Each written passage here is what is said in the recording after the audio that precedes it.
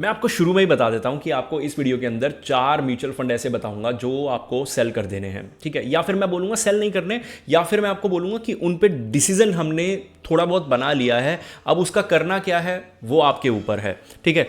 तो वीडियो को स्टार्ट करेंगे। सबसे पहला होगा Tata small cap, Canara Robeco small cap, Motilal Oswal mid cap और लास्ट में होगा क्वांट मिड कैप। अब मैं हाथ जोड़ के रिक्वेस्ट कर रहा हूं वीडियो को पूरे देखे बिना अगर आप मेरे पास आओगे, कि बेशक आप मेरे क्लाइंट हो या फिर आप बेशक मेरे सब्सक्राइबर हो, अगर आप उसके बिना वीडियो पूरे देखे मेरे पास आओगे ना, बिना कि सर हमें ये सेल करना आपने वीडियो में बोला था, एक बार प्लीज़ वीडियो को आराम से देख लेना ताकि डिसीजन लेने में आसानी हो आपको भी और मुझे भी। अब मैं अगर वीडियो के अंदर यहाँ पे देखूँ तो टाटा स्मॉल कैप सबसे पहली बात लॉन्ग रन में परफॉर्म तो कर रहा है, लेकिन अब ये लगातार 2 साल होने वाले हैं। 2025 में इसने परफॉर्म नहीं किया और 26 में भी अपनी कैटेगरी एवरेज को बीट नहीं कर पा रहा है। लेकिन अगर मैं लास्ट 3 मंथ्स की बात करूं तो 9% रिटर्न और 5% केनरा रोबेको स्मॉल कैप में है। केनरा को भी हम साथ ही लेके चलते हैं।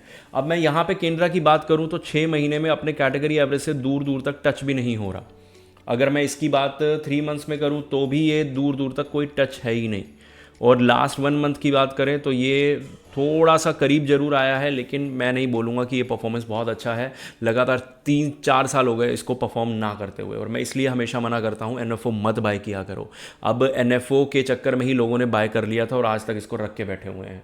अब यहाँ पे एक चीज़ की प्रॉब्लम मुझे देखने को मिली कि यहाँ पर रिकवरी जब आ रही थी तो ये अच्छा कर रहा था, लेकिन टाटा स्मॉल कैप फिलहाल थोड़ा सा नीचे चला गया है। और अगर मैं बात करूँ 3 मंथ वाले टाइम होराइजन पे, तो 3 मंथ वाले पे ये अपने कैटेगरी एवरेज को बीट कर रहा है। ये एक अच्छा मतलब इंडिकेटर है। 6 मंथ वाले पे ये ऑलरेडी नहीं कर रहा था, तो हम तो मेज़र वैसे भी 3 और 1 मंथ पे कर रहे थे। प्रॉब्लम मेरे को तब हुई जब ये 1 मंथ वाले पे भी नहीं कर रहा। और पता है क्या है, ये गिर रहा है ना, तो बहुत ज़्यादा गिर रहा है। अब लास्ट 5 डेज़ में भी ये गिरा है। तो इसका डिसीजन लेना है तो आपको मार्केट को 25,000 तक पहुँचने का वेट करना होगा, उसके बाद डिसीजन लीजिएगा। बेशक आप सब्सक्राइबर हैं, बेशक क्लाइंट है, मार्केट को 25,000 तक पहुँचने दीजिए।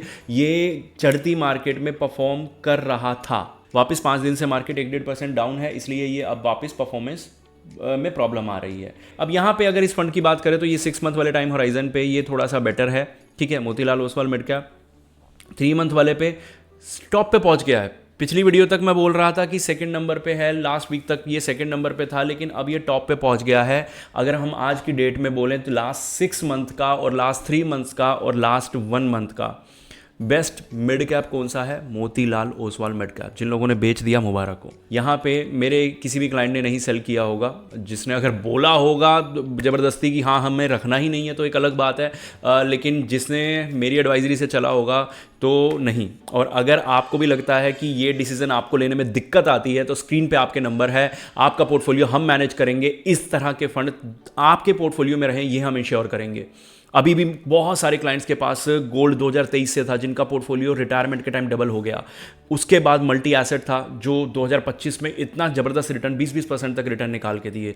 उसके बाद मोतीलाल जैसे म्यूचुअल फंड, इंफ्रास्ट्रक्चर जैसे फंड हम आपको निकाल के देंगे। आपको बस इस नंबर पे अपना SIP अमाउंट ड्रॉप करना है अगर आप SIP स्टार्ट कर रहे हैं या फिर आप एग्रेसिवली वेल्थ बनाना चाहते हैं। तो मैनेजमेंट के बारे में समझ लीजिएगा, क्वार्टरली रिव्यू, लमसम अलर्ट, ये सब मिलता है। अब यहाँ पे इस फंड के बारे में बात करना बहुत ज़रूरी है। ये 6 महीने से बहुत तगड़ा परफॉर्मेंस दे रहा है, ठीक है। उसके बाद अगर मैं 3 मंथ्स की बात करूँ तो ये फिर से डाउन हो गया, ठीक है। और ये लास्ट 1 मंथ की बात करूँ तो इसका तो दूर दूर तक कोई लेना देना ही नहीं है। तो यहाँ पे अगर आपके पास ये सबसे जो वीडियो पूरी मैंने बनाई, ये मैंने बनाई मेनली क्वांट के लिए और टाटा के लिए, क्योंकि टाटा अब उस लास्ट स्टेज पे खड़ा है। देखो अब ना कई बार क्या लोग करते हैं, मैंने बहुत सारे ऐसे फंड देखे हैं जो लास्ट स्टेज पे खड़े होते हैं और वहाँ से अपने आप को रिकवर कर जाते हैं। जैसे मोतीलाल भी उसी स्टेज में था। मैंने बोला था कि ये लास्ट स्टेज में खड़ा है, इसके बाद मैं इसको सेल कर दूंगा, लेकिन वहाँ से इसने जो रिकवरी दिखाई वो बहुत ज़बरदस्त थी। तो अगर आप भी ये बेवकूफ़ी नहीं करना चाहते तो टाटा को अभी एक लास्ट मौका दो 25,000 तक।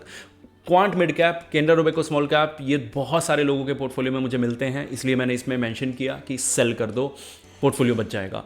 मोतीलाल तो जब नंबर 1 बन गया, रिकवरी हो गई, तो मुबारक हो उस चीज़ के लिए, मोतीलाल और टाटा के ऊपर स्पेशली। और अगर कोई ऐसा फंड है स्पेसिफिकली जो आपके पास है, आप उसके बारे में जानना चाहते हैं तो प्लीज़ कमेंट करके बताइए। मिलते हैं अगली वीडियो में।